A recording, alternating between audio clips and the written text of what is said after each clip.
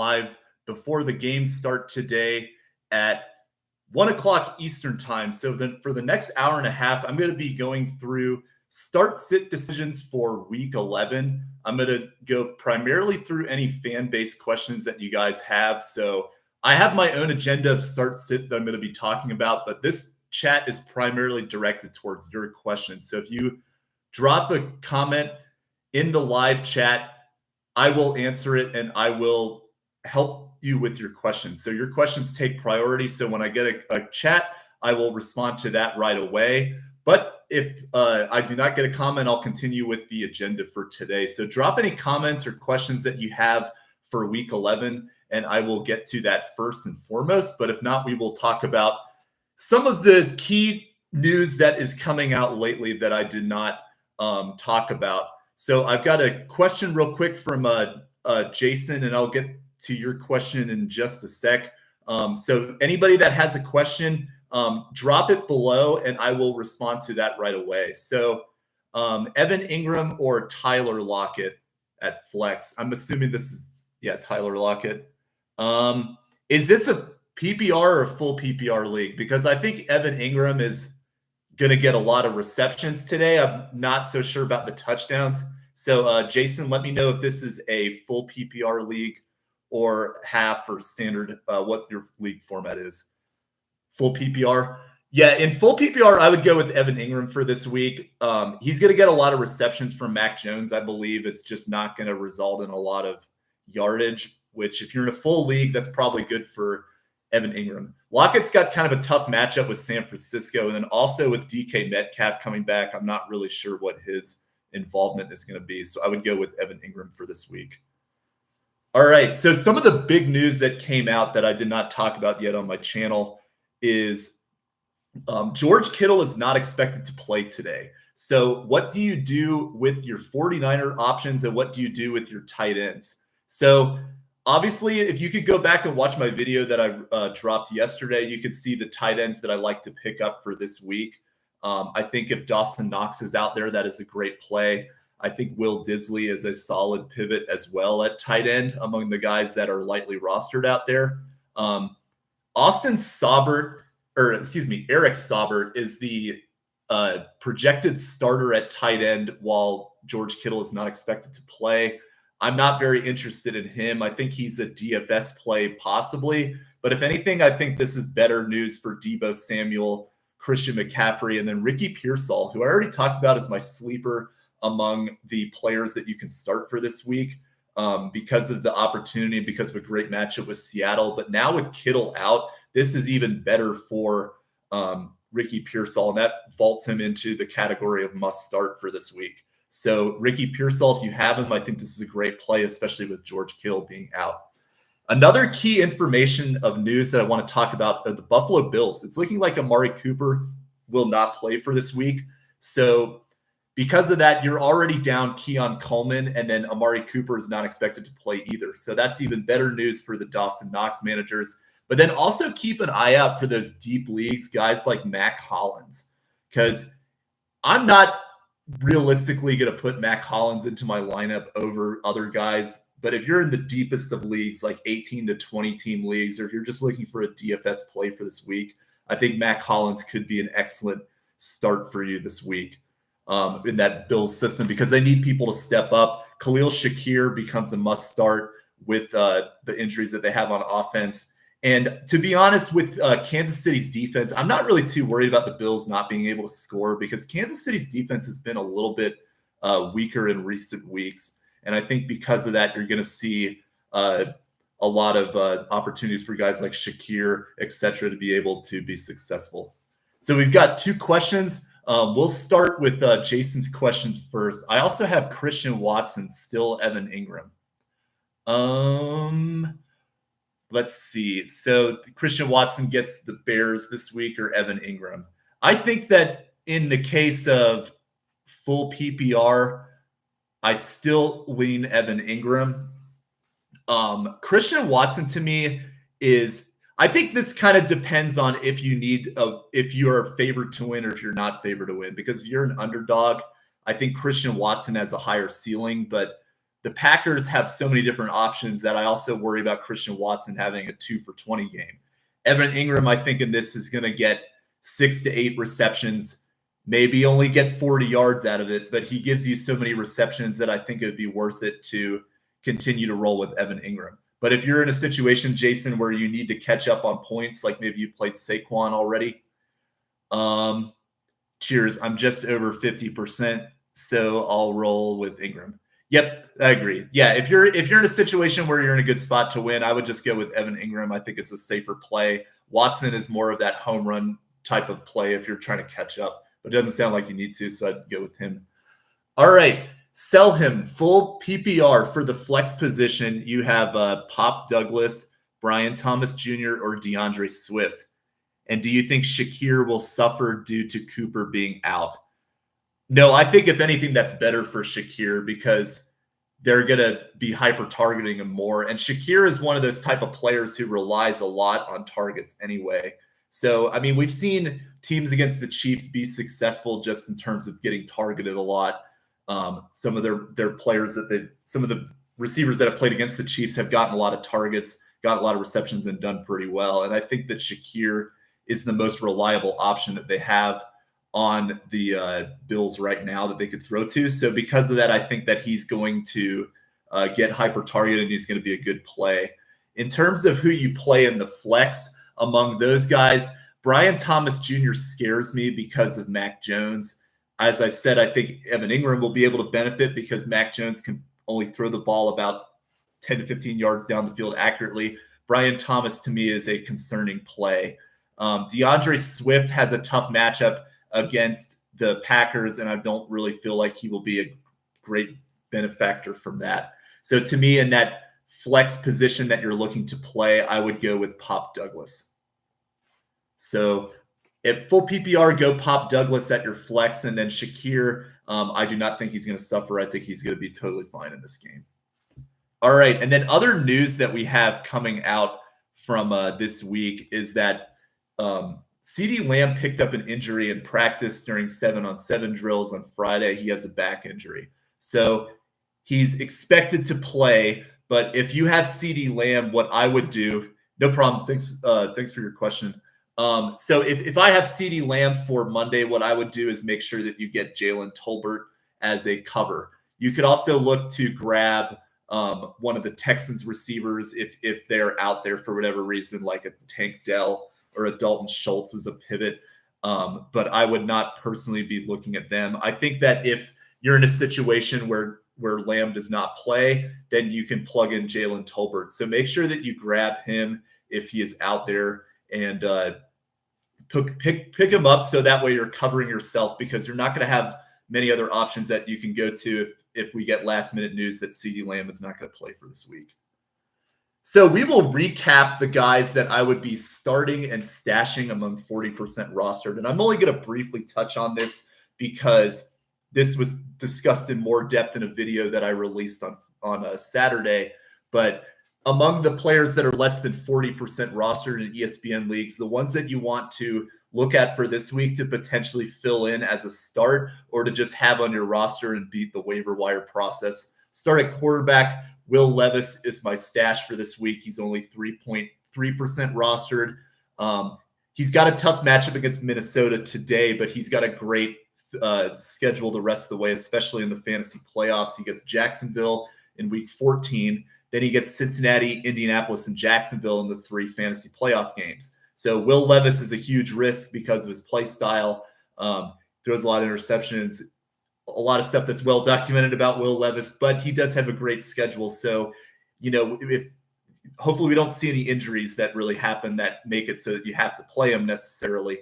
But he's a great streaming option to pivot to if something were to happen to one of your quarterbacks down the stretch because of that schedule. And I would not be surprised if he vaults his way into being a sleeper in the fantasy playoffs that can help people win championships.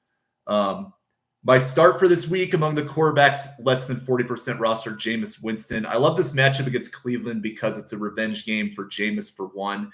Two, the Cleveland defense is not as elite as it was last year. I think this will be a high-scoring game. So because of that, I think Jameis Winston coming off the bye With how often this team relies on him throwing the ball and spreading the ball down the field, I think that he will give you respectable numbers that will make him a great play for this week. And then my honorable mention start is Derek Carr. I like Jameis Winston over Carr if you can pivot to him. Or excuse me, if you're in a situation where you're choosing between Jameis Winston and Derek Carr, I would go with Jameis. But Derek Carr is still a solid play against this Browns defense. But the reason that I don't go with him over Jameis Winston is because their receiving options are pretty limited. It's Alvin Kamara. It's then Marquez Valdes-Scantling, but he's not always reliable. And then Taysom Hill, who is the definition of an up and down DFS play. So because of that, I would go Jameis Winston over Derek Carr. But those are my two quarterbacks that are likely out there on waivers still that I think you could plug in if you're really in a pinch and you need someone to play for this week. All right, my running backs that you can plug in that are under 40% rostered. Gus Edwards is only 25% rostered. He is my stash for this week. I don't like him as a start, but I do think that he has a great schedule coming up. And J.K. Dobbins' injuries are well documented. I think that he is going to potentially he's looked more efficient than J.K. Dobbins in most recent weeks. So because of that, I think there's a good chance that Gus Edwards could overtake him eventually as the season goes along. And then week 15, the first matchup of the playoffs, he gets Tampa Bay, which is a great opening schedule for him. So we'll monitor this situation. Don't like to play him against the Bengals this week because I don't think he's going to get the majority of touches, but I do think he's a great stash who should be way more rostered than 25%. Among my starts, Audric Estime, who's only 33% rostered. If you have him and you're in a pinch, I think he's a great play for this week. I know that the matchup against Atlanta is tough, but anytime that you get an opportunity to play a running back who has significantly outtouched the other running backs on the team in recent weeks. So Estime, as I talked about in my most recent video, he had 14 carries and the next best running back had 2. So Estime is looking like he is starting to turn into the lead back on this team. But then you should especially grab him because in week 12, which is the Bipocalypse week or however you want to call it, he gets the Las Vegas Raiders. So this is a great fill-in. You definitely want to grab him if he is out there. Question from Londonville Jaguars fans. Are we still playing D-Hop with Juju back? Yeah, I think that Hopkins will still be fine. I think in this Bills game, I like him to finish somewhere within the 25th to 35th receiver, which roughly equates to a flex play. So I think that Hopkins is still fine. I'm not worried about Juju Smith-Schuster cutting into his receptions. And I think in this Bills game, they're going to rely on Hopkins a lot. I don't like Hopkins over guys like Calvin Ridley, for example, that are kind of in that same fringe. But I think that Hopkins is definitely a great flex play for this week. And actually, let me know, how did that turn out for you in that game with Hopkins where you needed 28 points to come back? Did you end up winning that week? Because I know you were kind of on the fringe of that one. How did that turn out for you? So let me know if you get a chance. So Hopkins is still a great play for this week. There's some other guys that I think are better plays, and I'll kind of talk about that as this video goes along.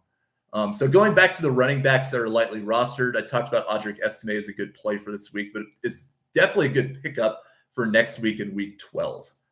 And then if you have an elite running back, definitely make sure that your handcuffs are rostered. This is something I've talked about a lot, so it may seem like a broken record to some of you guys, but you want to make sure that if you have like a Breece Hall, if you have an Alvin Kamara, if you have Christian McCaffrey, check to make sure that their handcuffs are out there, because I'm just going to list the roster percentages of some handcuffs that can really be elite plays as the season goes along.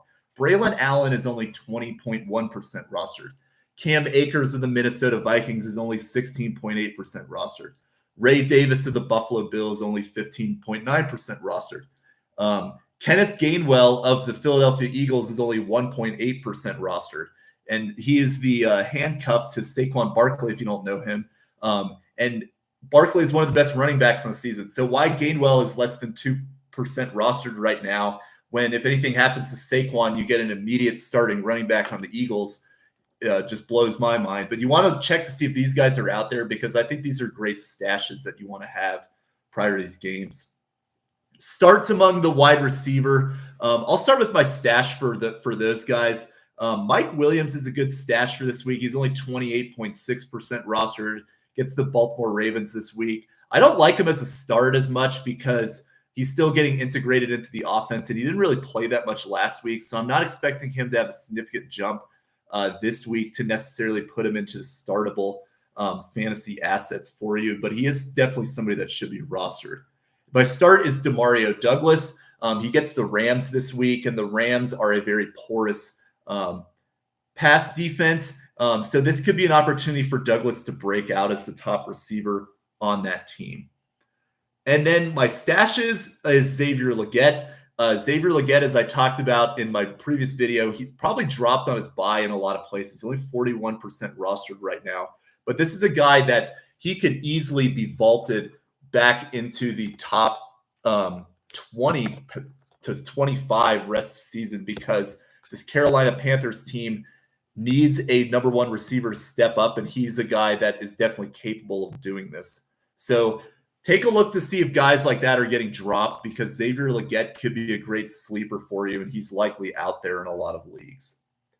And then among the tight end position, Jatavian Sanders, same thing. Panthers need somebody to step up, and Sanders is starting to get more involved as the week goes along.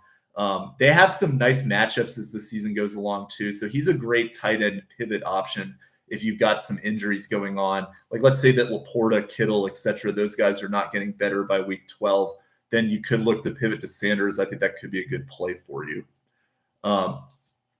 And then my start is Dawson Knox. As I've talked about, Dawson Knox with Kincaid being out. Now it looks like Cooper and Coleman will both be out. So because of that, I like Dawson Knox to be heavily involved in this game, and he is a great start for this week. And then Will Disley is an honorable mention start. He gets Cincinnati. I don't think he will get quite the level of involvement that Dawson Knox could get in this game, but Will Disley has still been a solid tight end. He's getting a lot of targets from this team. He had 6 targets last week, and he had as many as 11 targets a couple weeks back. So he gets some great matchups as well as the season goes along. So Will Disley is a solid play that you could probably hold on to too. And he's one of those guys I talked about with that great strength of schedule in my video that talked about trade candidates, that Will Disley is a great pickup. Flex plays, the stash among the flex guys, and these are all receivers, spoiler alert. Marquez Valdes-Scantling. I don't like him as a fantasy player, but he's really the most experienced receiving option that they have on this New Orleans team right now. So this is an opportunity for him to be relevant in fantasy again. We'll see if he takes advantage of it. I would not play him, but I think that he's very talented and worthy of consideration to hold long-term, depending on how this game goes today. And then Ricky Pearsall, as I've already talked about earlier in this video, he is benefiting from the lack of George Kittle, and in this Seattle matchup, which is great against wide receiver, a great matchup for wide receivers, I think Ricky Pearsall will be an excellent start for this week. Check to see if he is out there. I would play him this week based on the injuries, based on the matchup. And then a very deep consideration in leagues, Devon Villay of the Denver Broncos. This team needs somebody to step up as the number 2 wide receiver on this team. They get Atlanta, which is a porous pass defense. You'd have to be in very deep leagues for me to consider playing him, but he is a great player to consider on the Denver Broncos to possibly start in those deep leagues. He's only 0.6% rostered. So keep an eye on him. Caught a touchdown last week. Could get more involved this week too. All right. So we will go game by game through these start and sit decisions. And as I said earlier, if you're watching this and you have any questions that you want answered before the game start today, comment below. I will get to your questions first and foremost. This video is about answering the fans' comments, helping you guys win a fantasy football championship. So please take advantage of that. And if you have any questions, comment, and I will get to it right away. And you don't have to ask about start sits either. If you want to talk about other stuff like Dynasty, if you want to talk about your roster, just decisions that you want to make in upcoming weeks, comment that too. But if you don't have any questions, I'll continue and I'll go game by game through who you want to start or sit for this week. So we will start with the 1 o'clock games. And the first game on the slate that we'll be talking about today is the Green Bay Packers at the Chicago Bears. This is a game that, I think could surprise some people because I do think the Packers will win this game. I don't think it's going to necessarily be close, but I do think that the Bears will be more competitive on offense than they have shown in recent weeks because typically when teams change coaches, they have a nice little spark for a game where they get things going and the things start to look a little more in sync. There's a little more life in the players. They're starting fresh. So I think this is a good bounce back opportunity for some of these Bears players, and I'll talk about them in a little bit. But first, the Green Bay Packers, Jordan Love. Tough matchup for him, but I think you still play him and you start him with confidence against the Chicago Bears. Maybe you don't get the elite passing numbers that you want, but I still think that Jordan Love, relative to a lot of the quarterback competition out there, is somebody that you still want to start. I would not start him over like a Brock Purdy, for example, or even a Russell Wilson. I think would probably be a better play than Jordan Love for this week. But I think Jordan Love is in a situation where he's still a better start than those guys along the lines of a Jared Goff, etc. So Jordan Love, to me, for this week, he's falling around that 10 to 12 quarterback range. So still good enough to start. There's better options, but I do like him to start for this week. Josh Jacobs, I think this is a great bounce back game for him. He's a must start for me against the Chicago Bears. I know that they have a solid defensive line, but I think that Jacobs has been an efficient runner this year. And I think this is a game where, Chicago, cold weather, they're going to rely a lot on the run, and Jacobs will have a nice bounce back game in a game that the Packers should win pretty easily. Keep an eye out for Marshawn Lloyd, though, because he is going to be coming back in recent weeks. He's most recently dealing with appendicitis, so I'm not really sure if he's going to play in this game necessarily, but I think that he could be a sleeper long-term because this Packers team has relied on multiple running backs at different times this year. Lloyd is a rookie, so he's a good stash candidate if you have space and you have Jacobs on your team. To have Lloyd is somebody that I would recommend. Emmanuel Wilson, I think, could have some touches in this game that could make him valuable in DFS, but I'm not looking to start him in standard fantasy. Jaden Reed, to me, is a start. I would be playing him for this week. The other guys like Dobbs, Watson, and Wicks. So all those guys are dart throws to me. I don't really love to play any of them because they all eat into each other's minutes. Dobbs has been the most efficient of them, but I do think there's a lot of better options that are on the fringe right now among those three players. The way I would rank them is Dobbs, Watson, and then Wicks. And all of them, I would not be surprised to me if one of those three has a great game this week. But I also feel that there's a great possibility that they could all be shut down and have poor games because Chicago has, if there's one thing that they've done really well this season, it's they've done a good job defending the pass. And I think this could be a troublesome game for these three wide receivers that all seem to eat into each other's touches. Tucker Kraft is a solid play for me this week, but I don't love him either. To me, he's somewhere in that 10 to 15 tight end range. And if he's out there, he's another guy that would be a great pivot from the Laportas, the Kittles, et cetera, that are injured. But Tucker Kraft, don't love him, but he's a solid play for this week nonetheless. Brandon McManus as a kicker, I think this could be a good spot for Brandon McManus in this game because the Bears have a good enough defense that Green Bay could struggle to score. McManus has been pretty reliable this season. So because of that, I could see a lot of field goal opportunities for him. So if you're looking for a kicker stream, it's not a bad option for you. And then Green Bay is a great defensive matchup for a great defensive play for this week against Chicago. As I said, I think Chicago could have kind of a bounce back in the sense that you could see some more of their players getting involved and some better offensive performances. But still, I think Green Bay is a great play. You look at New England and how many sacks they got last week, and Green Bay, I think, should be able to get 5 sacks in this game. All right, Chicago Bears. Who do you start and sit? Caleb Williams, to me, is a sit. Unless you're in a very deep league that involves 2 quarterbacks, I think that Caleb Williams, I'm projecting, can get around 15 points in this game in 4-point league. So if you're looking at guys on your fringe. If you, let's say you have a super flex and you're like, oh, well, should I play a Marquez Valdez-Scantling or should I play Caleb Williams? Then go with Caleb Williams. But I think there's not a lot of situations where I would want to play Caleb Williams over other quarterbacks out there. Obviously guys like Mac Jones or Gardner Minshew, you're playing Caleb Williams. But I think somebody like a Jared Goff or a Derek Carr or a Jameis Winston, I'm playing all those guys over Caleb Williams. DeAndre Swift, to me, this is a game where he struggles. I think he's going to have a hard time running the ball against the Packers. And I think that the situation for the Bears is that if they're going to stay competitive in this game, they've got to throw the ball. And I think that they will be able to get the receivers involved, but I do think that this is going to be a tough game for Swift particularly. And then for Roschon Johnson, hopefully you're not in a situation where you need to play him, but he's definitely not a start either. Wide receivers. I think this will be a good game. If I had to rank these receivers among the Bears, I think the ones that will do the best in this game are Keenan Allen 1, then I will go Moore 2, and then Odunze 3. Keenan Allen has been on the field quite a lot the last few games, and he's gotten a lot of targets.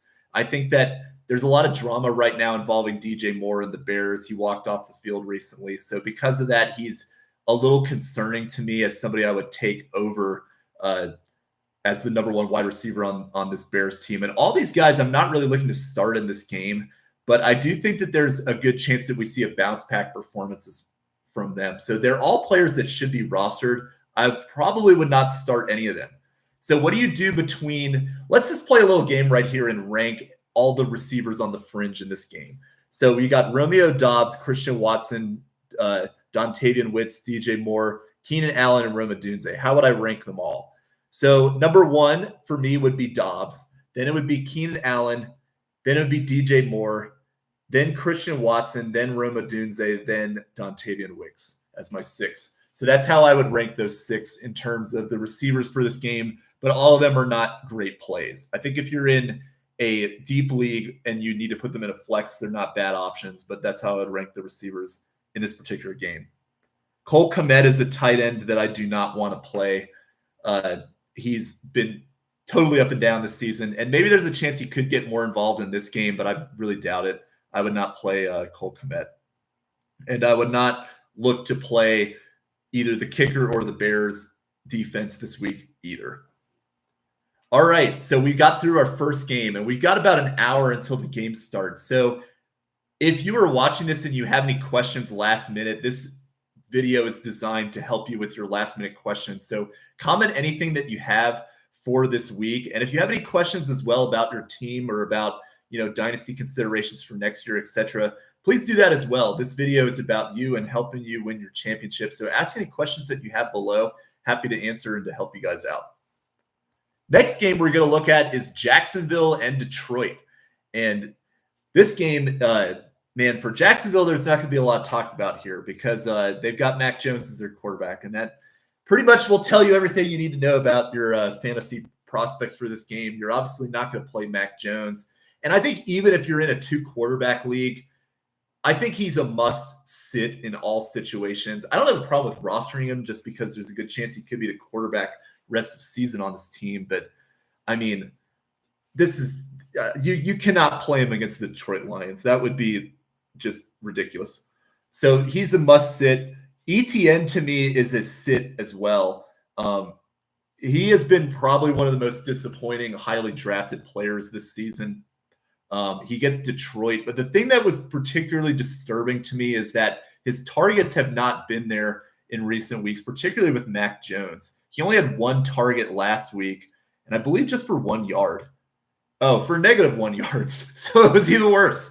All right. So yeah, it's just, to me, like, ETN is not getting the targets. He's also not been efficient on the ground. He's another must-sit player. But as I've talked about multiple times with him, he's somebody that I think you should still hold on to because he as the number one back on this team, especially now Tank Bigsby's got ankle injuries. He's still got value somewhere, but against Detroit and then going into a bye next week, this is really bleak for ETN managers. And I think you got to look to find other options to help cover you in the short term until this team can start to figure something out. All right, what do you do at wide receiver? Brian Thomas scares me for this week, as I already said. I do not love him as somebody that I would want to play, but I do think that if you're looking for somebody to play on this team among the wide receivers, he's easily the best one. And I think Thomas, to me, is going to fall somewhere between the 35 to 45 range among wide receivers. So that could be enough as a flex option, but there's a lot of bust potential in this particular matchup. Detroit has been good against good matchups for wide receivers, though. So if there's any chance that the Jags can move the ball, it could be through passing and getting guys like Brian Thomas involved. But I have a hard time seeing him having a game that you'll be happy with. Gabe Davis, sit. Parker Washington, sit. Those guys are on the fringe anyway, but you don't want to play them for this week. Evan Ingram, to me, is a start simply because he is going to be getting a lot of volume from this team, and he's going to be a very good PPR option for you. So if you have Brian Thomas, if you have Evan Ingram, I would definitely play him for this week, just simply off of the receptions and targets alone. I think that makes him a great play. But that being said, I think there's other tight ends that are better options for you, though. I would personally play Ingram if you're in a situation where you're just trying to get a safe play with somebody that's going to get a lot of targets, but would not expect anything like top of the week type performance. Just it's consistent play that you could rely upon. Mac Jones will be targeting him if nothing else. Not going to play the Jags kicker or defense this week. We will move to the Detroit Lions in this matchup. So who do you play among them? This is a great bounce back opportunity for Jared Goff. And I think if you have Goff, this is a great play for this week. I would definitely put Jared Goff into your lineup, especially in 2 quarterback leagues. But even in 1 quarterback leagues, I think this is a great stream. If he is still out there, I would pick him up and play him against Jacksonville, despite the 5 interception game last week. I'm suspecting for Detroit that this will be a huge game for Gibbs and Montgomery. I think both of them will get at least 15 to 20 points and both be very reliable for you, as they've basically been all season. But in this particular matchup where they're just far and away a better team than Jacksonville, they're going to be running the ball a lot, and I think that both those players will be great. I wouldn't even be surprised if Craig Reynolds, the third running back, gets a touchdown either. So if you're in a DFS league and you want to really take a shot, I think that would be a solid play, just because I'm thinking this game is going to be like 40 to 10. Wide receivers, Amon-Ra St. Brown, great play. Jameson Williams, with the absence of Laporta, to me, he is the number one benefactor of that. Jameson Williams, to me, could get a long bomb touchdown as well. Both these players, like, their floor kind of scares me a little bit because I'm a little concerned with just how often they will be getting the ball. But Jacksonville is an excellent matchup for wide receivers. They're a terrible pass defense. I think St. Brown and Jameson Williams are must starts. And then, so Laporta is not playing. So would you consider playing Brock Wright in this game? And for me personally, I'm not going to do that. But I think that Wright will have a okay game, maybe like 3 receptions for 30 yards, but I'm not putting him into my starting lineup. I'm looking more at those guys like Knox, Disley, as options that you could pivot to with the absence of Laporta. Jake Bates, this is a great play this week. Jake Bates has been one of the best kickers in the league, and then he's also playing in a dome this week, so that helps him out even more. And then the Detroit Lions defense is one of the best defenses that you can have for this week. So you're obviously playing them if you have them on their roster. Next game that we will talk about, and as we move to this next game, just a reminder for anyone watching, ask your questions that you have. I will comment on those first and foremost. So if you have any questions about your lineup, let me know, and I will answer your questions. And we got one right here. Do you go with Evan Ingram or Tucker Kraft? So I would really torn between them. So my question for you is, are you in a full PPR league or a half or standard? Because I think that's going to make the difference in that question. So let me know, Jacob, what type of league you're in. If you're in a full, I would go Evan Ingram because he's going to get a lot of targets. Yeah, so if you're in a full league, I would feel better about Evan Ingram just because I feel like he's going to get hyper-targeted by Mac Jones. Mac Jones is a deficient quarterback who can only get the ball about 10 to 15 yards down the field, so that sets up well for Ingram. Kraft, I think, has a risk of being not targeted much at all. Just trusting Mac Jones against the Lions scares me. Yeah, I'm with you on that. They will have to pass for sure, though. Yeah, I mean, that's the thing to me is that, even though Mac Jones is definitely scary, like you're saying, if anybody's going to get targeted the most on the Jags, it's going to be Evan Ingram. So you want to go with the guy that's going to get the most targets generally in fantasy. Tucker Kraft, to me, falls into that range of the 4th or 5th option for Jordan Love, though. So if you're looking for a safer play, I would go Ingram because I think there's a good chance, especially in full, that he's going to get the majority of targets. Now, I do think there's a better chance Kraft gets a touchdown, but I do think Evan Ingram will just be a safer play just on the number of receptions he's probably going to get in this game. So I hope that helps answer your question, Jacob. And if you got any other questions, or if anyone else had any questions too, just ask away, and I'll get to those first and foremost on this video. We will go to the Vegas Raiders at the Miami Dolphins. So who do you play for Vegas? And much like Jacksonville, this is a pretty brutal offensive game. So Gardner Minshew, you're sitting pretty much in every situation imaginable, even for those super flex options. If you have a running back or wide receiver, it's probably a better play than Gardner Minshew. Alexander Mattison, though, I think is a solid start because kind of like I just talked about with Evan Ingram, he's going to get a lot of volume. He's going to get a lot of receptions just because of the deficiencies at quarterback that I think Mattison will be a solid enough play for you to put in for this week. Zamir White, Amir Abdullah, etc., not really interested in them.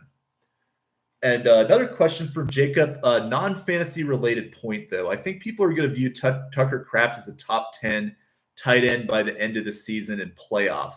If the Packers make a postseason run, he's going to go ham. Yeah, I would agree with that. I just feel that for me personally, though, I think that Kraft has been he's benefited this season from a lot of positive touchdown regression. And what I mean by that is that he hasn't gotten a lot of targets, but he's gotten a lot of touchdowns. So because of that, I think his numbers are a little bit inflated right now relative to what you're going to see as a typical game format.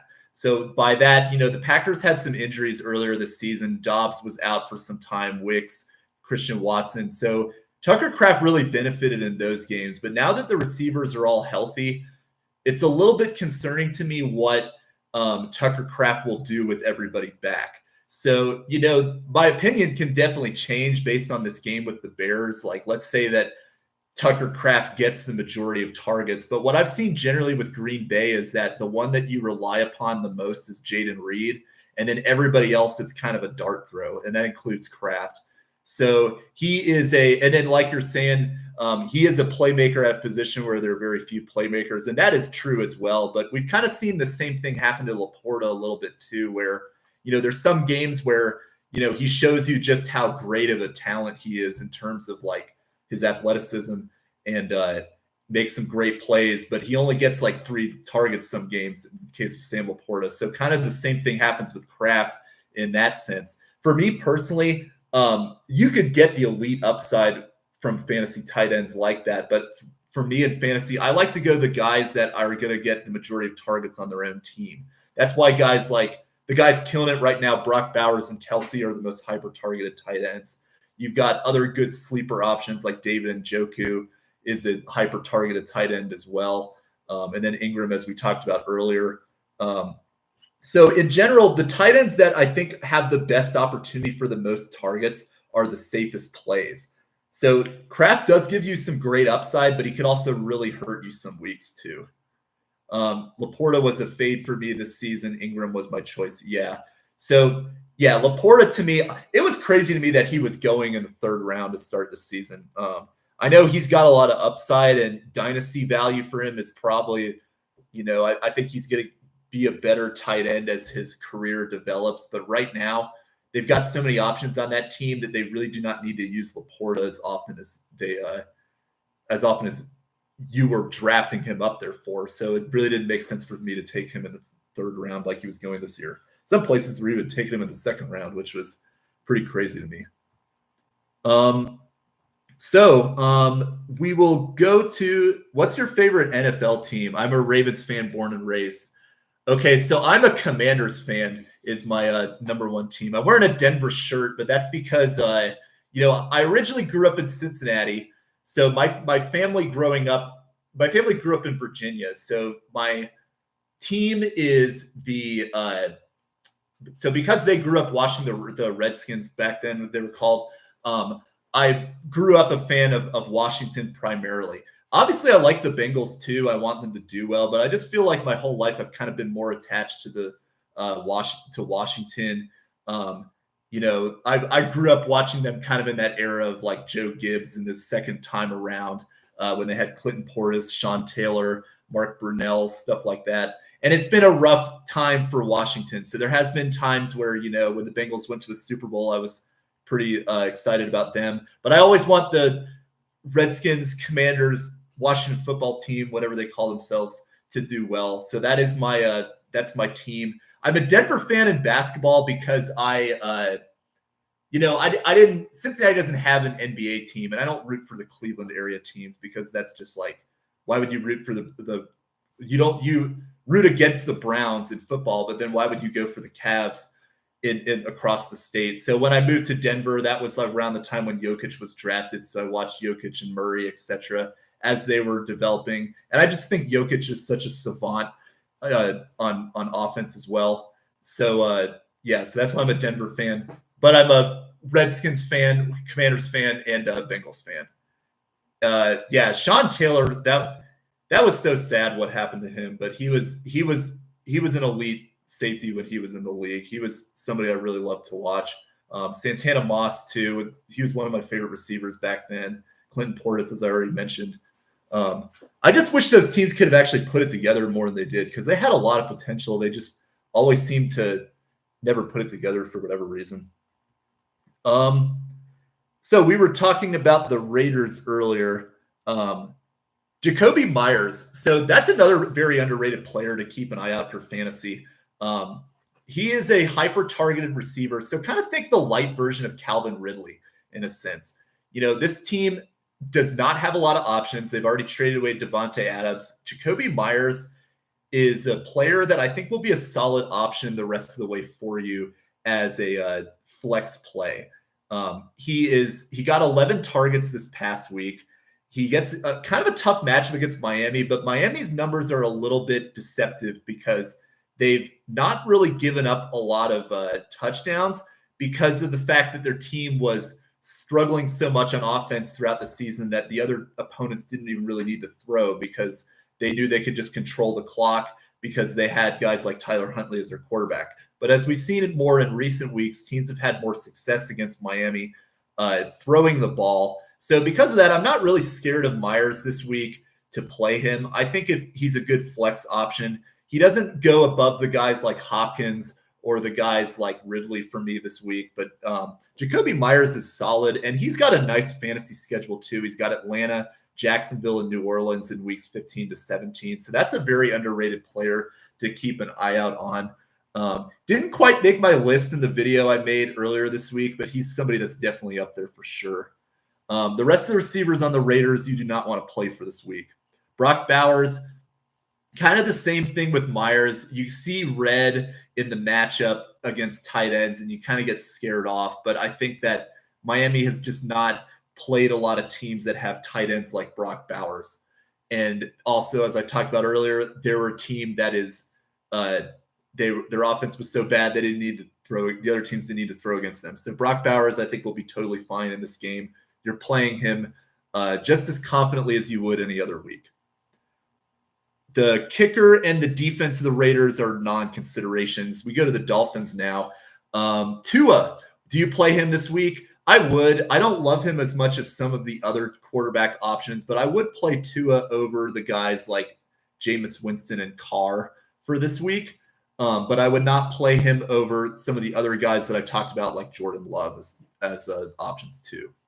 Devon Achane, if you have him, this is a top 5 performance caliber week. I'm expecting him to be among the best running backs at the position this week. Raheem Mostert, I think, is even flexible as well, given this situation. Mostert was disappointing this past week where he only had like one catch that was for about 20 yards and then didn't get a carry.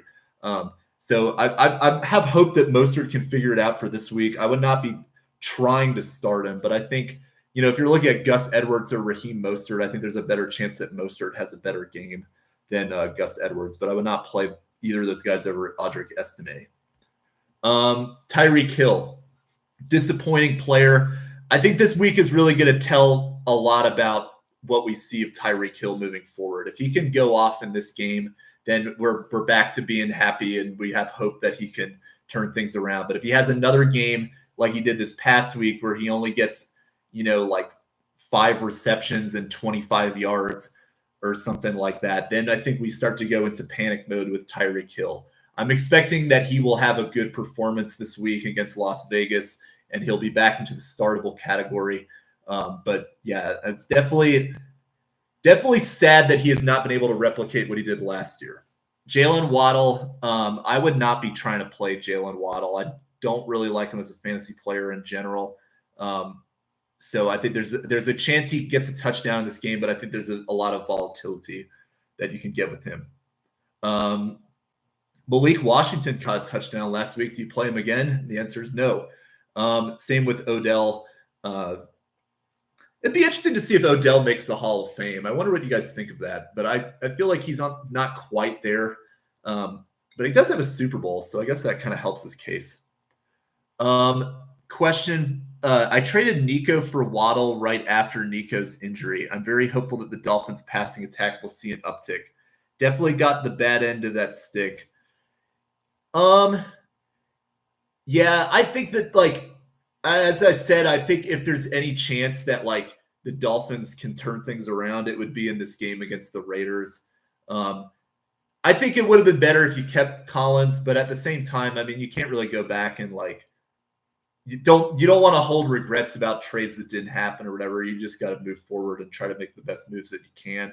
And I think there's a good chance, honestly. The counter argument is that Nico Collins is with hamstring injuries. He could get re-injured. A good case for Waddle, though, in the sense is that, if anything were to happen to Tyreek Hill, he becomes very attractive rest of season. But I think that I'm curious what your other options are, but I wouldn't really play them. Question from Aiden. Pick one, Tillman, Tyreek Hill, or CeeDee Lamb. So because of the Lamb injury, I'm not really interested in playing him in that situation unless you have a pivot. Because you could be screwed out of both Tillman and Hill by playing Lamb. So I would, in this case, between Tyreek Hill and Tillman, I would go Hill against the Raiders. But I do think that Tillman is another good play as well. I think that they will be able to figure it out against Vegas. I think you would go with Tyreek Hill. So I would go Hill and then Tillman. I think Lamb, if we knew he was healthy, he could get himself into that conversation. But I don't want you to be screwed out and potentially get nothing out of that if Lamb does not play Monday night. If and when the Dolphins are out of the playoff picture, I think they're going to send Tua out there and just let him throw for better or worse. Yeah, that's a good argument. I could see that happening. They really need to see what they are getting with that team because I think there's a lot of question marks about. I mean, they've locked Tua up long term anyway, but I think that they've got to figure out a way to get that offense going again. But I guess the thing that just concern me though with Miami is that a lot of their games are in the cold. They got a game in Lambeau later. I think they've got to go to New York around the fantasy playoffs as well. So I'm curious to see how Tua handles that situation. Questions from Bryce. Do you go with DeAndre Hopkins or Cedric Tillman? That is a tough question. I would go with, I think in that situation, what I would do is I would go with Hopkins against the Buffalo Bills. I think that there's a good chance that they're going to be heavily involved. He's going to be heavily involved in that game. They're going to rely on him. But that is very close. I think in that situation too, sometimes another thing to look at is who your opponents have. So if your opponent has Kelsey, for example, it could really backfire to play Hopkins if Kelsey is hyper targeted.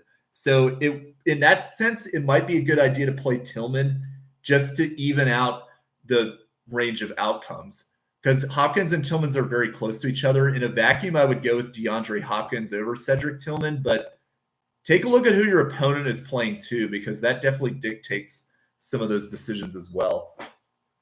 And then when you go London or JSN, other league, London or Reed. Okay, so between London and Reed, I would go with Drake London. Between London and JSN, London is matching up against Patrick Surtain, so just keep that in mind. I am going to consider that you play JSN in this situation, because I think that there's a good chance that this is JSN's breakout after this past game that we saw. I know DK Metcalf is back, but in a game against San Francisco, they're going to be throwing quite a bit. And I think that JSN, it would not surprise me if he had a better game than Drake London. I would not go as far to say Jaden Reed, but to me, I would play JSN over Drake London in a matchup against Patrick Surtain this week. Okay, Demario Douglas or Jerry Jeudy. I would go Demario Douglas in this case. Jerry Jeudy, I think, will be a solid play too, but I do like the upside of Douglas this week against the Rams, which is a challenging matchup. Okay, so Bryce, they have Kareem Hunt. I think in that case, I think that there's a good chance that Hunt has a great game against Buffalo because they've struggled against the run. I think if you want to play it safe, I would probably in this situation just play it safe and go Tillman, because I think Tillman would still be good. Because the thing I don't want to see happen to you, Bryce, is like, let's say the Chiefs, they're continually in a situation where they're at like the goal line and they rush it with Kareem Hunt, which seems to be a theme that happens quite often. And then Hopkins just never gets the opportunity to get targeted because in the red zone, because they just rush it with Kareem Hunt continually. So if your opponent gets it tons of points with Hunt, and then Hopkins gives you a dud, then you kind of have lost the week at that point. Whereas if you let's say the opposite happens and Hunt has a bad game, but you have Hopkins on your bench, then that's a better chance that, you know, at least the opponent got hurt and it didn't really hurt you in the sense that, okay, well, you could play Hopkins, but you also have Tillman, which is a solid option too that you can pivot to. So I think to even out the range of outcomes, I would go Tillman in that case. Hope that makes sense. Let me know if you have any questions about that. All right. So we were on the Miami Dolphins. We just talked about the receivers. Jonnu Smith is a solid streaming options in the deepest of leagues. Not a great option, though, especially with all the receivers being healthy again. And in a game where, you know, they should be able to open the field pretty well against this Raiders team, I think there's a lot of better options than Jonnu Smith out there. But then again, that is a solid pivot if, you know, you're out there, you found out about this injury to Kittle or Laporta last minute, and you're trying to find somebody to plug in. Jonnu Smith should give you about 8 points this week. Not elite, but it should give you something to cover yourself. But try to see if the Dawson Knoxes and the Will Disleys are out there, because those are better plays than Jonnu Smith. Jason Sanders is a kicking option. This is a great week for him. And then the Miami Dolphins defense, I think this is a good week to play them. It's not as good as like the Lions or the Houston Texans, but they are a solid option for you too. All right, so we are in the last 30 minutes before the game starts. So ask any questions that you have about your lineup. If you have any other random questions as well about football or anything else about your teams, comment below. I will get to those questions first and foremost, because we only got 30 minutes and want to help you guys out as much as you can before these games start. All right, question from Joshua. Should I start CD, Shakir, and Cook? Or are you saying or Cook or and CD, Shakir, and Cook as my flex, or should I start Reed, Jennings, or Tillman? Are you talking about in the flex or in the okay? So James Cook, you definitely start. That's an obvious one. Shakir, I think, is a great start too. To me, I think because you have some great options. Like, to me, Jawan Jennings is another great play. I haven't talked about him yet, but he's another great receiver that you could play for this week. And then Jaden Reed, I like him, but he's got a tough matchup this week against Chicago. So I think among those guys, and as I've talked about earlier, Joshua, CD on Monday night, I think you don't really have a lot of pivot options. So we don't know if he's going to play. And he's also limited right now with Cooper Rush or Trey Lance, whoever ends up being the quarterback. So what I would do in your case is Cook is a must play. So he would be your flex, and then you got to find two receivers. So the two receivers I would go with in your case, I would go with Shakir, and then I would go with Jawan Jennings. That's what I would do in your situation. All right. And any other questions you got in the last 30 minutes before the game starts, ask away. Happy to help you guys out as much as I can before these games start. We will go to our next game. We'll go a little bit quicker through the game since we're kind of a little more limited on time now, but the Rams and the Patriots. Matt Stafford, to me, there's better options out there to start. You're in a deep league. I think you could maybe play him, but New England is a solid defense, and I think Stafford, this offense has not been great in the elite matchups. So I think there's a lot of better options out there like Jared Goff, Jameis Winston, than Matt Stafford. Kyron Williams, you play him every week. Corum, you have to roster if you have Kyron Williams in case he gets hurt. Puka Nacua and Cooper Kupp are both great plays, as always, for this week. What do you do with Demarcus Robinson, who had a great game 2 weeks ago, but a dud this week? And I think the thing with him is that, really any of these other receivers on the Rams, is that all these guys, you do not play them if both Nacua and Kupp are healthy. Because remember, Robinson did well in this most recent game because Puka got ejected. So because of that, I would not be playing Demarcus Robinson. You do not play any of the Rams tight ends either, although Tyler Higbee should be coming back soon, so that'll be something interesting to monitor in terms of his targets. But the other guys, Allen and Parkinson, I'm not interested in playing either of them.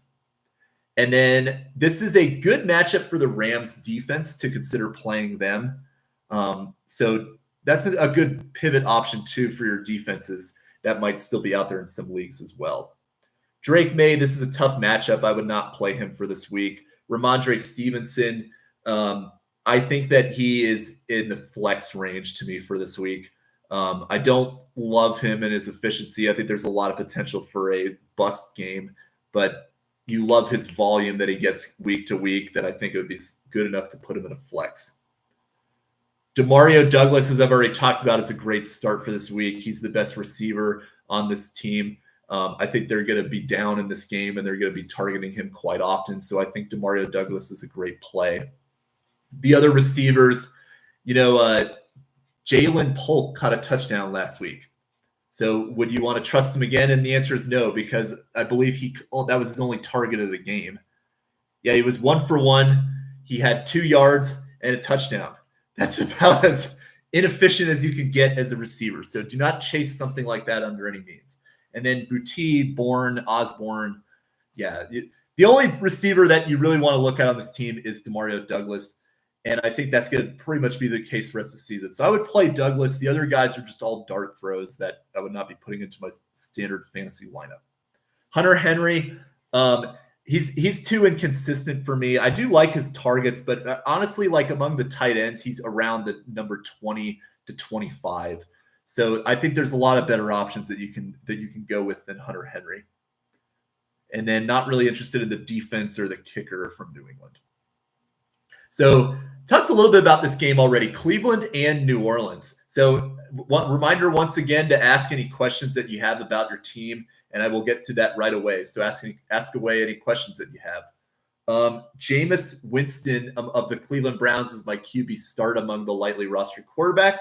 So I think he's a great play for this week. Revenge game, going back to the Dome. Team loves to pass the ball around often. So I think this is a good situation to play Jameis. Nick Chubb, do you play him?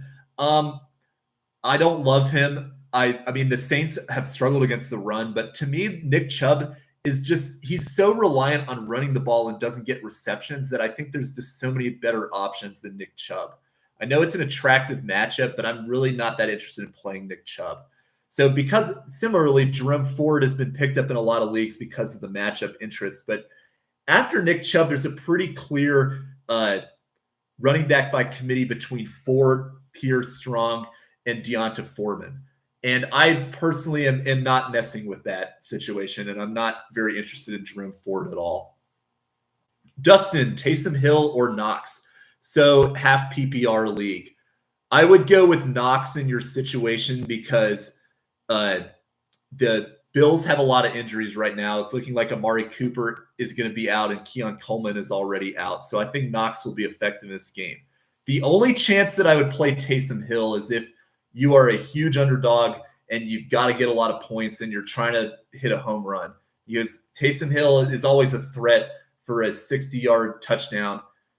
But he always does this like once every 4 games. So I would personally go with Knox and play it safe. But if you're trying to hit a home run, then consider Taysom Hill. If not, Dustin, I would go with Dawson Knox for this week. So we will go back to the Browns receivers. And if anybody has any other questions, ask away. I'll get them answered for you before the start of the games in 25 minutes.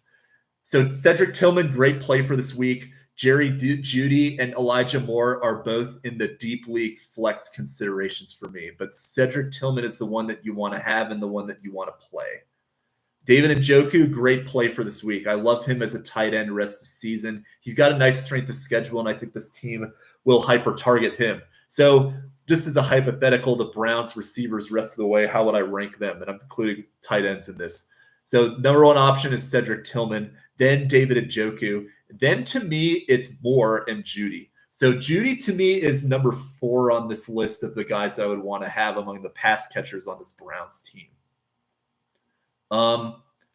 We will go to the Saints players now. Derek Carr is a okay stream, but I don't love him. Taysom Hill, who I just talked about, is a dart throw. And I know that there's a great argument for Taysom Hill right now and that there's not a lot of other options on this team and that Taysom Hill could get involved. This could be a game where he goes off and they rely on him a lot. But throughout this guy's career, we have been fooled by this type of situation many a times, and I personally do not want to go there. And as I mentioned in a question earlier, I would only trust Taysom Hill in a situation where I'm needing to catch up on points and I'm trying to hit a home run. And I'm perfectly okay with potentially a 0 if I was trying to hit a home run and I missed because I was trying to catch up. Then I would be okay with playing Taysom Hill. But if you're in a situation where you're either projected to win or you think you could get by with just a modest tight end performance, I would not play Taysom Hill. Alvin Kamara to me is going to be. I think if I had to bet on any running back having the best performance of the week, it would be Alvin Kamara because he's going to get so many targets in this game. He's going to get so many rush opportunities. I think that he's going to have an excellent game. But then keep an eye on the backup running back Jordan Mims. He's originally the 4th running back, but both Jamal Williams and what is the other guy's name? I can't remember it off the top of my head right now. Kendre Miller. Yeah, that's it. Both of them have dealt with injuries. So Jordan Mims could get fantasy relevance in this game because of the void needed. But to me, the overall theme with the Saints team today is that it's Alvin Kamara and then it's just a bunch of dart throws. We saw Marquez Valdes-Scantling take advantage of this last week, but throughout his career, very much the same as Taysom Hill, he's been all over the place. Then you got Taysom Hill. Then you got a slew of other receivers like Mason Tipton, Wilson, etc., that are all kind of on the fringe. I don't really trust any of those guys. May, Geno, or AR5. Geno Smith. Then I would go Drake May. Then I would go Anthony Richardson because Anthony Richardson right now has just got so many array of outcomes. He's the biggest home run threat, but I think if you want to go with the best starting option that I think will give you a good performance at the most consistent, with the most consistency projected, I would go with Geno Smith. So that's what I would do in your case, Eric. All right. Then Yeah, so just the whole theme with the Saints, as I've talked about, is a lot of dart throws. I'm trusting Alvin Kamara. I'm not really trusting the other guys as much. Question from Connor. Pick one for your flex PPR. Rico Dowdle, Audric Estime, Taysom Hill, or Ricky Pearsall? Ricky Pearsall. I would go with him number one. Then after that, just to rank out your guys, I would go Rico. Then I would go probably Taysom Hill, then Estime. Both Estime and Hill are pretty clearly behind the other two, but Ricky Pearsall is your best bet, especially with George Kittle not playing in this game, and Seattle is a great matchup for receiving options. All right. So that's just about everything for the Saints game. We'll kind of go rapid fire through the rest of the games that we have, but if you have any questions, comment anything that you have for your fantasy football teams. We've got 20 minutes until the game starts, so take advantage of that. Even if you don't want to have start sit questions and you just want to ask about like lineup stuff and what you want to do for future weeks or trades, ask away. This show is geared towards your questions to help you guys win a fantasy championship this season. Colts and the New York Jets. So we just talked about Anthony Richardson earlier. I would not play him for this week. I think anytime that somebody goes 2 for 13 and a half, that to me signals that there's a good chance that they could get benched. And this Jets team is a solid enough defense that I would not be surprised if that happens again to Anthony Richardson. This is, to me, somebody that you want to avoid. Jonathan Taylor, you do want to play him, though. I really like Jonathan Taylor. He's underrated. I don't think that the reinsertion of Anthony Richardson is going to hurt his value. The receivers, though, I think it is going to hurt their value. So I think of all the guys, you can still go with Josh Downs because he is getting the most targets. The last few weeks, his targets have been excellent, 9, 9, and 10. Granted, those were all 2 of those games were with Joe Flacco, so that does make a difference. But I think if you have to go with any of these receivers, I would go with Josh Downs. But he is behind all the guys that we've talked about in questions like Jennings, Tillman, DeAndre Hopkins, guys like that. Downs is behind all those players, but he is somebody that is, I think, a solid option if you don't have much else to work with. Michael Pittman, Alec Pierce, Adonai Mitchell are all players to keep an eye on, but I would not be playing them for this week. You don't play Colts tight ends ever. I think this could be a good game for Matt Gay as a kicker, but there's other options that are better as well. And then the defense, no. The Jets, do you go back to playing Aaron Rodgers this week? I think that you could, but I don't think he's as good as an option as some of these other guys. I would still play Jameis Winston over Aaron Rodgers, but I would play Rodgers over Carr, for example. So Rodgers to me is going to be somewhere around that, 12 to 18 range of quarterbacks. And then for the running backs, Breece Hall must start for this week. I know he struggled lately, but he gets a great matchup. And then Braylon Allen, as I've said, is somebody that must be rostered if you have Hall. Would not play him for this week, though. Garrett Wilson and Devontae Adams, both great starts. Everybody else, no. Tyler Conklin, no. He's lost a lot of his targets lately. And then the Jets defense, this is a good week to put them back in. They've been a disappointing defense for a lot of people, but against Anthony Richardson, you got to play them. All right.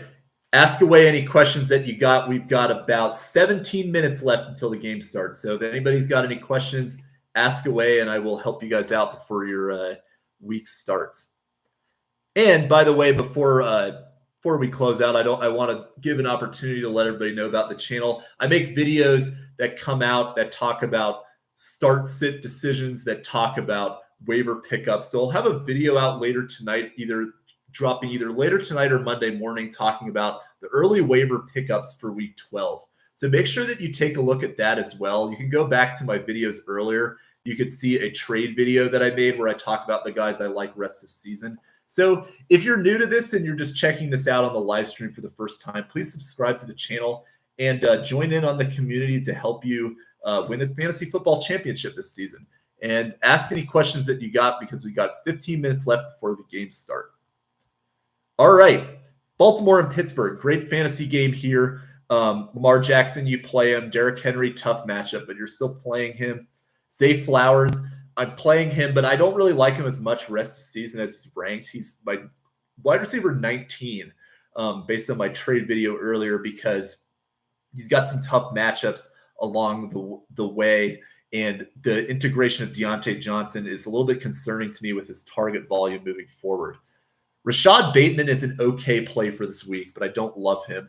Deontay Johnson is a do not play, and he's arguably droppable at this point. Mark Andrews, I think you could still play him this week. I think that he will be fine. Justin Tucker and is a play, but Ravens defense is not a start for this week. Russell Wilson is a great start for this week, and he is above a lot of these quarterbacks I've talked about today as players that you want to start. Great matchup against Baltimore. I'm suspecting they will throw quite often, and he would be a great play for week 11. Najee Harris, I would sit. Jaylen Warren, I think, will have a better game than Najee Harris today because Baltimore is great against the run, and I think there's a good chance Warren is in there more for pass catching purposes. Receivers, Pickens is a must start. I talked about him as a top 10 wide receiver rest of season. Mike Williams, I like him more as the season goes along, but not as much today. But he's only 28% rostered right now, so make sure you have him in rosters because this could be a great sleeper late in the season. Calvin Austin is a deep league consideration only. Freiermuth, I think for this week could be a good play, but I'm not a big fan of Freiermuth as a tight end rest of season to roll with. And then I think this is a good week for Chris Boswell, but for this Pittsburgh Steelers defense, you want to sit them because there's some better options that you can pivot to stream for this week. All right. Ask any questions you got. We've got a couple minutes left before the game starts. So if you got any last minute questions, ask away. If not, we will move to Minnesota and Tennessee. Darnold sit, Aaron Jones start, Cam Akers stash, especially if you have Aaron Jones. Justin Jefferson start, Jordan Addison fringe start, but behind all these guys like Jennings, Tillman, etc., Pearsall. So Jordan Addison, I would probably sit for this week unless you really don't have a lot of options. TJ Hawkinson, this is a great start for him this week. I like him as a top tight end rest of the way. Top 10 tight end rest of the way.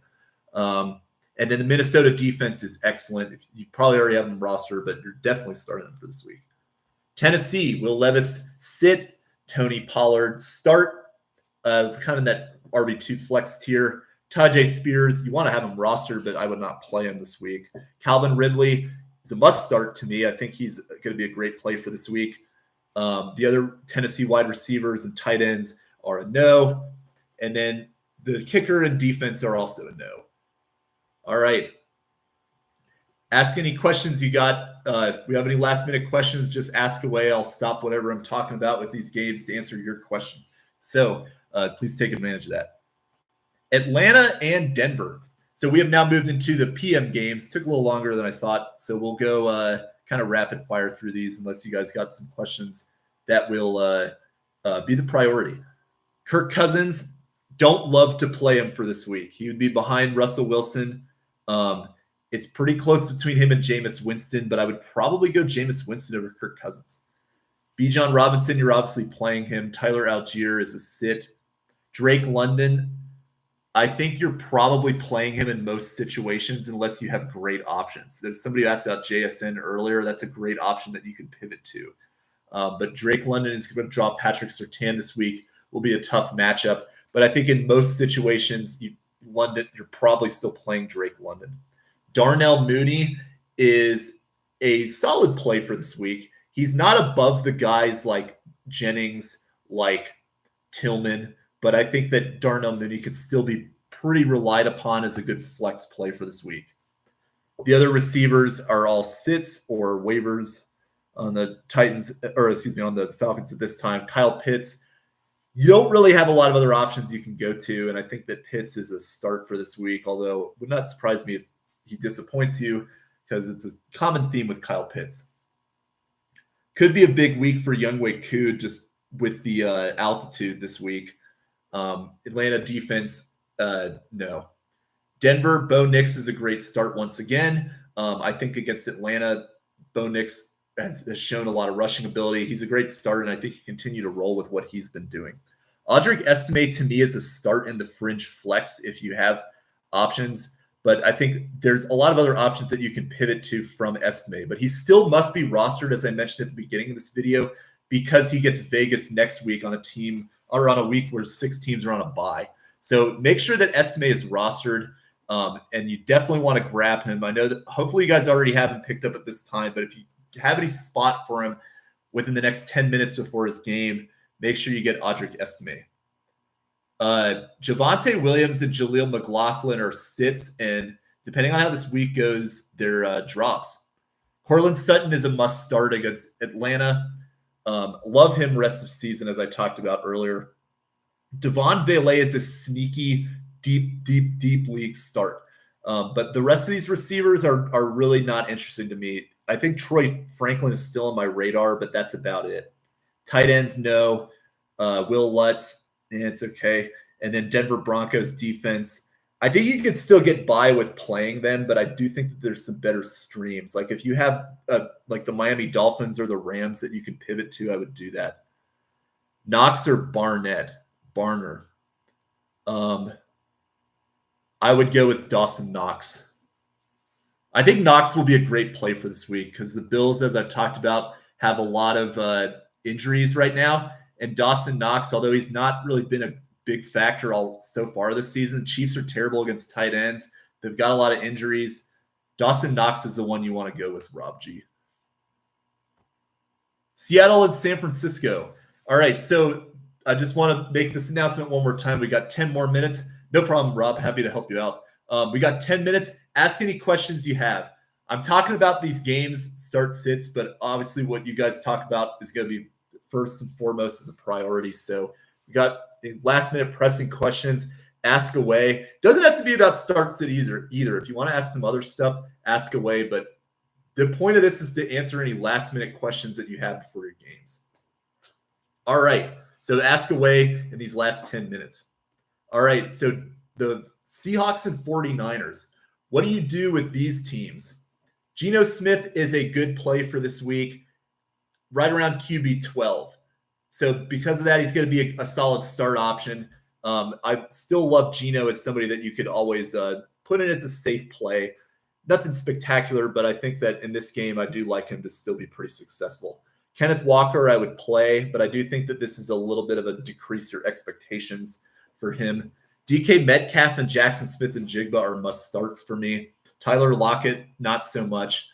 You'd have to really be desperate to play Tyler Lockett. And then there was a question about AJ Barner on the Seahawks. I would not play him or Pharaoh Brown among the tight ends. And then Jason Myers or the Seattle Seahawks, I would not be playing them either. San Francisco, talked about them a little bit here. Brock Purdy is a must play for this week. Christian McCaffrey is another must play. I think this is really where we start to see CMC start rolling again against Seattle, and especially with Kittle being out, they're going to probably rely on Christian McCaffrey a lot. Jordan Mason, check if he was dropped, and if you have Christian McCaffrey, even if you don't have him, you want to make sure he's rostered. Because if McCaffrey gets re-injured, you've got a running back rest of the season that you can plug in every week.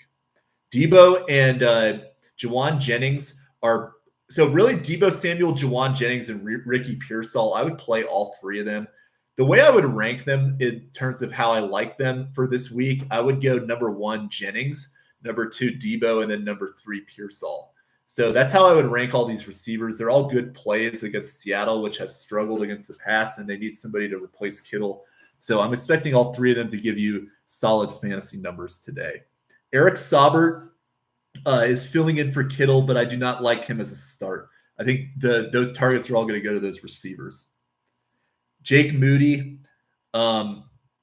he has a lot of projected points, but he's really been struggling lately kicking, coming back from his injury. Did not play well in this past game against Tampa Bay. So I think there's better options out there. But I do think he'll be solid just because of this option, or just because of this offense. But if you can get one of the kickers that I've talked about already as startable kickers, like like Jake Bates or Cameron Dicker, you could replace Moody with one of them. I would do that.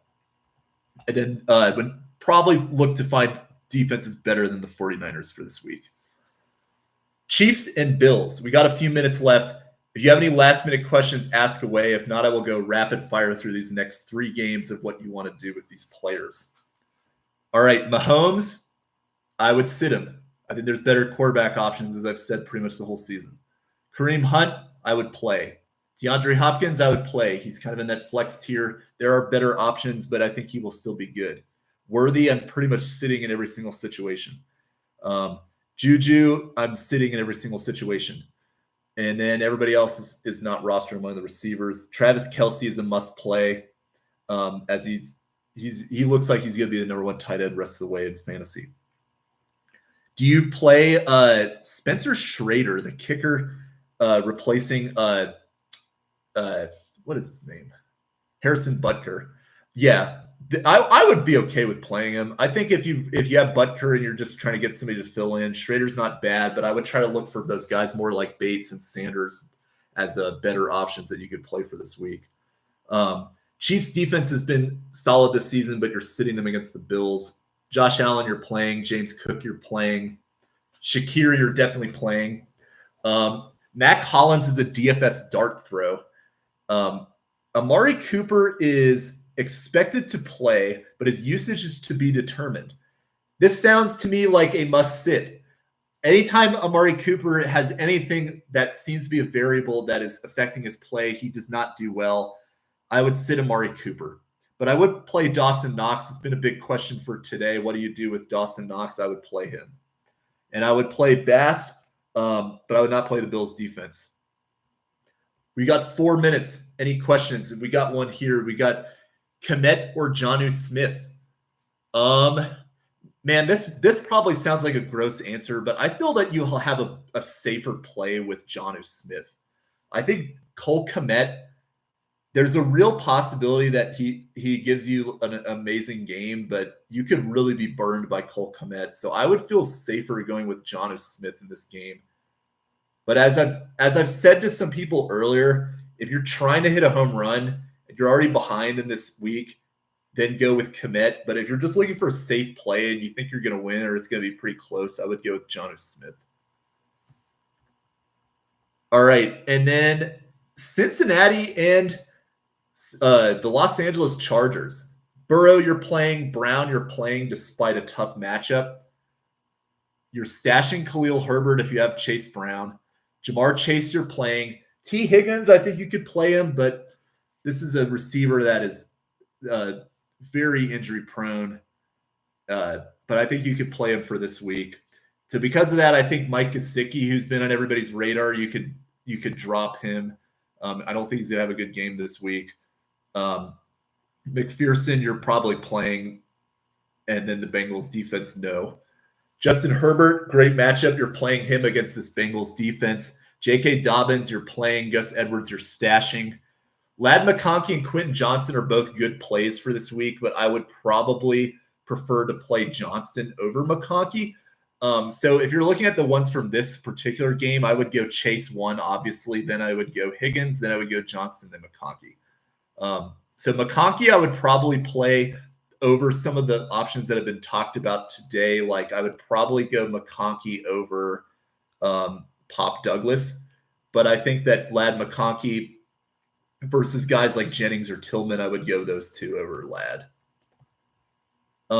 Tight end, Will Disley is a solid play if you're looking for a last pivot at tight end. I think some of the ones that have been talked about, like Barner or Kmet or Jonnu, I actually think that Will Disley would be a better pivot than those guys if you have the ability to grab him. Cameron Dicker is a good play for this week.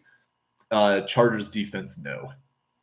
Then last game of the day, and if you have any last-minute questions in this last minute or so before the game starts, I'll stay on for a few more minutes to talk about the Texans and the Cowboys, and then we'll head off at about 5 after. So if you got any last-minute questions, whether or not it's about start sit or just your own teams in general, ask away. CJ Stroud is a sit for this week. I think he falls into that range of 12 to 18. There's better quarterbacks out there to play. He's really struggled of late, and I'm not putting him back in until he shows a great performance. Dallas is attractive, but I think there's a good chance that they just turn this into a Joe Mixon game where he goes off. They really don't need to use CJ Stroud that much. I think Stroud will only give you a modest performance at best. Mixon, as I just said, is a must play. The other guys that you want to look at on the Texans, Nico Collins, you're playing. Tank Dell, I think you're playing him too because this Cowboys team is terrible now on defense. But you're not playing the other guys like John Mechie, Robert Woods, etc. Dalton Schultz, I think there's better tight ends, but he's not a bad pivot option. The big news out of this game, as I talked about earlier with those of you who watched it, CeeDee Lamb is questionable. So you need to consider some of these guys that you want to pick up if you're relying on Lamb. So if you are going to play Lamb, I think good pivot options for you are Jalen Tolbert. Tank Dell, if he happens to be out there, would be number one. Dalton Schultz is okay. Jake Ferguson, if he happens to be out there. Rico Dowdle. But other than that, you want to probably pivot away from CeeDee Lamb for this week because their Cowboys offense is pretty limited by their quarterback play right now. And I think there's a good chance that Lamb gets a lot of targets, but I have a feeling this game is going to be a blowout. Houston is going to easily beat Dallas. So because of that, really make sure that you have a good pivot option for CeeDee Lamb. So if you're relying on him for this, obviously right now, all the 1 o'clock games have just passed. This is now 1:01 Eastern time. So you have to now pivot to the 4 o'clock players that are going to replace CeeDee Lamb. But what you don't want to do is be in a situation where you have Lamb as the only guy on your roster and he's questionable and you find out about an hour before the game that you can't play him because now you're screwed and you don't have any other options. So if you do want to play Lamb for this week, I would recommend trying to get somebody else from this game. The options are number one, Tank Dell if he's out there. Number two would be Jalen Tolbert. Number three would be Dalton Schultz among the pass catchers. And then if you happen to have somebody else that you could plug in that might be available is Rico Dowdle. But I think generally you don't have a lot of options with CeeDee Lamb. So make sure you're planning that accordingly in these last-minute decisions. Cooper Rush is a sit. Rico Dowdle is a start. CeeDee Lamb is a start if he plays, but as I just said, find other options. So Jalen Tolbert would be a start if CeeDee Lamb is out. But this is just, I think, going to be kind of an ugly game across the board for Dallas against a good defense. Jake Ferguson, I think, would be an attractive option generally. But the thing is that Dallas also has a fullback injury. He's not expected to play. Hunter Lupke, I believe his name is. So that could limit Jake Ferguson's value and how he does rest of the way in this game. So he may have a bad game. It's just rough across the board. Brandon Aubrey is he's obviously one of the best kickers in the league, but even I'm concerned about him because I just don't know how often this team is going to be in position to score, let alone, you're trailing a game 20-0, which is very well possible. Then they're going to be going for touchdowns. They're not going to be going for field goals. It's a tough situation for Brandon Aubrey too, despite how good of a kicker he is. And obviously you're not playing this Cowboys defense either. All right, so that's all that I've got for the games. Unless anybody has any last-minute questions in these last few minutes before I head off, I just want to let everybody know, thank you for all your comments and questions today. Really enjoy helping you guys out, and if there's anything that I could do to help you guys win your championship, I'm happy to help you out. Ask any questions that you have in my future videos too. I'm going to have a video coming out either late Sunday or early Monday morning that will talk about early waiver decisions for week 12. It's going to be based on all the games today. So make sure you're keeping an eye out for that. Then I have videos going about twice a week that talk start-sit decisions, that talk any other strategies. So we'll focus a little more on the playoffs, on defensive and kicker matchups that you want to consider, some of those fringe positions. So if you like this video and you want to see more stuff like this, subscribe to my channel and ask any questions you have. I reply to all my commenters as you see, and I love helping you guys out to win a fantasy football championship this season. So please take advantage of that. Subscribe to the channel, and hope everybody has a great week 11 this week. Let me know how it goes for you guys, and hope to see you guys next time. Have a good one, and we'll talk to you guys next time. Bye.